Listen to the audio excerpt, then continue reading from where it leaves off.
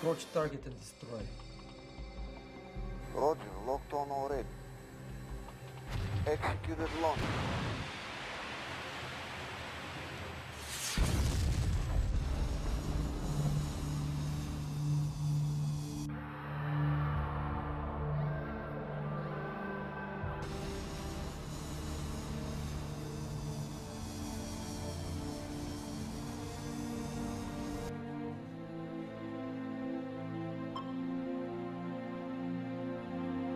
Target is destroyed.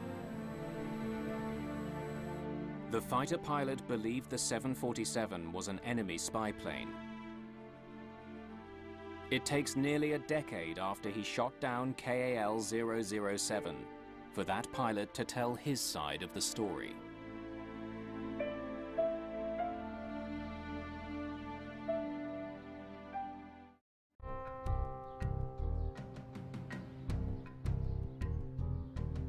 Investigators have long wondered what Major Gennady Osipovich saw and did after he was ordered to intercept an intruding aircraft in 1983.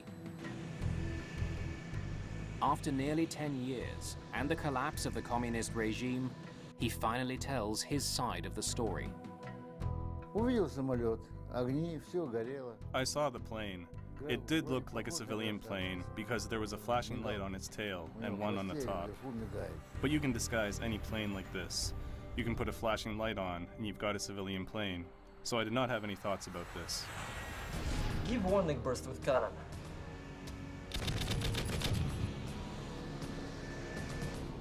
When warning shots are fired, they usually include tracers, which are like flares and are easily seen. However, Osipovich had no tracers loaded in his cannon. They're supposed to load tracers, just no one had shipped them any for the last 6 months, so they weren't there. But even without the tracers, Osipovich thinks the 747 crew should have seen him.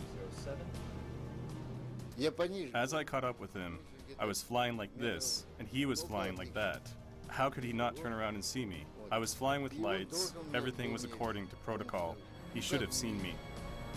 And then a horrible coincidence seals the fate of 269 people aboard the flight. Korean Air 007 requests climb 350. Korean Air 007, climb and maintain flight level 350. Like a car going uphill, a climbing plane slows down. But to the fighter pilot following the 747, this is interpreted as an evasive maneuver. He decreased his speed so that I could either pass him or fall, one of the two. So that's how I knew that he's an enemy intruder. That convinced him that it was not a civilian plane and that he was in danger. My only thought was to catch and stop. This is what we were trained to do. I fell a little behind him and banked down, made a snake maneuver, put some distance between us, because otherwise the rockets would not have locked on. He's running out of time because the airliner was approaching international waters. Take up position for attack. Roger, locked on already. Executed launch. Osipovich fires 2 air-to-air missiles. They travel 2,000 kilometers an hour towards the jetliner. One of them explodes near the tail, damaging vital controls and hydraulic lines. The warhead also tears a hole in the fuselage, causing a rapid decompression in the cabin. I saw the first explosion right under the tail, and that's it. The lights of the trespasser went out, and I went home. Emergency descent. Put the mask over your nose and adjust the headband. Emergency descent. Put the mask over your nose and adjust the headband. In the time that they lost pressurization to a certain point indicated that the hole would have been approximately 1.75 square feet. The crew managed to fly the crippled plane for several minutes. Immediately after the missile impact, the aircraft climbed to flight level 380, and then it descended about 5,000 feet per minute. The stricken jetliner plummeted towards the Sea of Japan. with most of its passengers likely still conscious. And that's when the recording stops.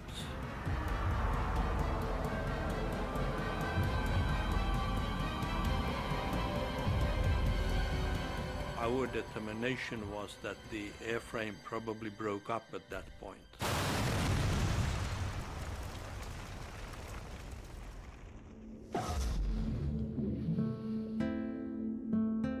To this day, Gennady Osipovich is convinced he shot down a spy plane.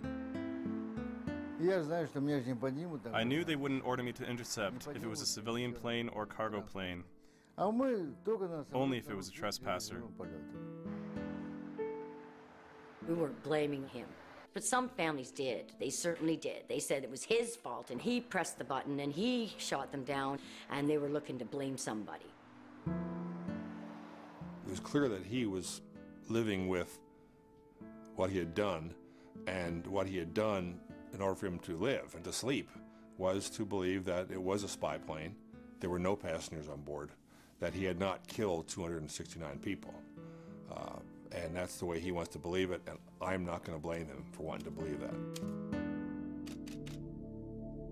In 1993, Kai Frostel has the evidence that he sorely lacked when he issued his first report.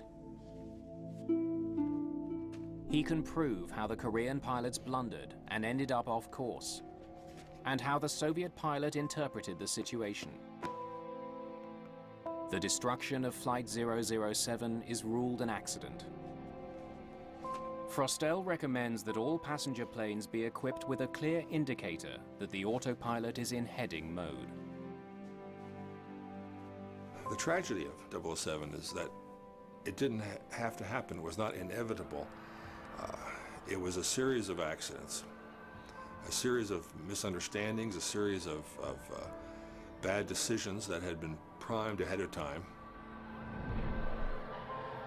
When my sister Mary Jane said goodbye to me at the airport, she hugged me so tightly. And I said, Mary Jane, I feel like I'm never going to see you again. Korean 007 has had a great effect on my life. It has been close to my heart. That has been very sad for me. My sympathy and condolences all these years have gone out to the families.